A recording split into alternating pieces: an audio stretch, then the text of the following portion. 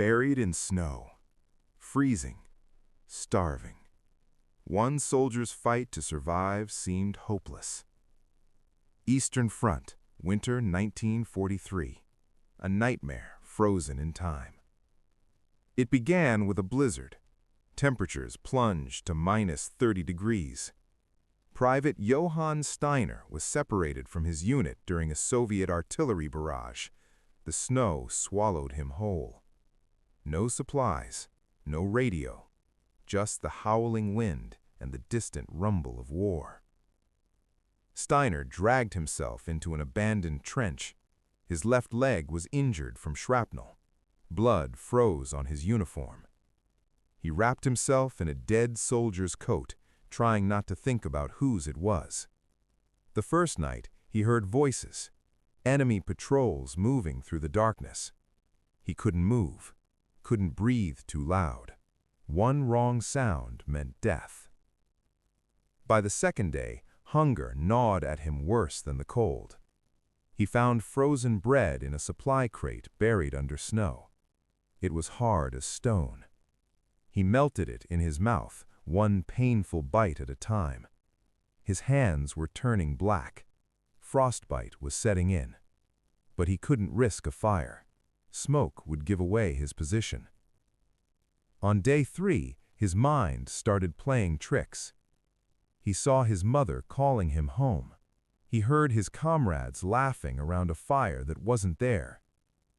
The line between reality and nightmare blurred. He slapped himself to stay awake. Sleep meant freezing to death. Sleep meant surrender. Day 4 brought terror. Soviet soldiers passed within meters of his hiding spot. He pressed himself into the frozen earth, holding his breath until his lungs burned. One soldier stopped, looked directly at his trench. Steiner gripped his empty rifle, knowing he had no ammunition. After an eternity, the patrol moved on. He had been invisible, a ghost in the snow. By day 5, Steiner stopped believing in rescue. His body was shutting down. He couldn't feel his feet anymore. His lips were cracked and bleeding. He wrote a final letter to his family in the snow with his finger, knowing they'd never read it. This trench would be his grave. But on the 6th day, something changed. He heard German voices in the distance. Flares lit up the sky. His unit was pushing forward, retaking ground. He tried to shout, but his voice was gone. He fired his flare gun, his last resort. The red light pierced the white void. They found him on the 7th day, barely conscious. His body temperature was dangerously low. Medics wrapped him in blankets and rushed him to a field hospital. Doctors said another night would have killed him.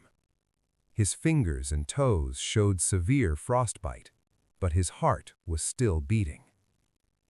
After 7 grueling days alone in frozen hell, Johann Steiner emerged. Frostbitten, traumatized, but alive. He lost 3 toes and 2 fingers to the cold, but he survived what no man should have to endure. A testament to human will when all hope seems lost. They called him the ghost of the Eastern Front. His story became legend among his unit. Years later, he would say the cold wasn't the worst part. It was the silence, the isolation, the battle against his own mind. Next story. A P-47 Thunderbolt pilot surrounded by 12 Luftwaffe fighters. Outnumbered, outgunned, how did he turn the tables in one deadly dogfight? Watch next time.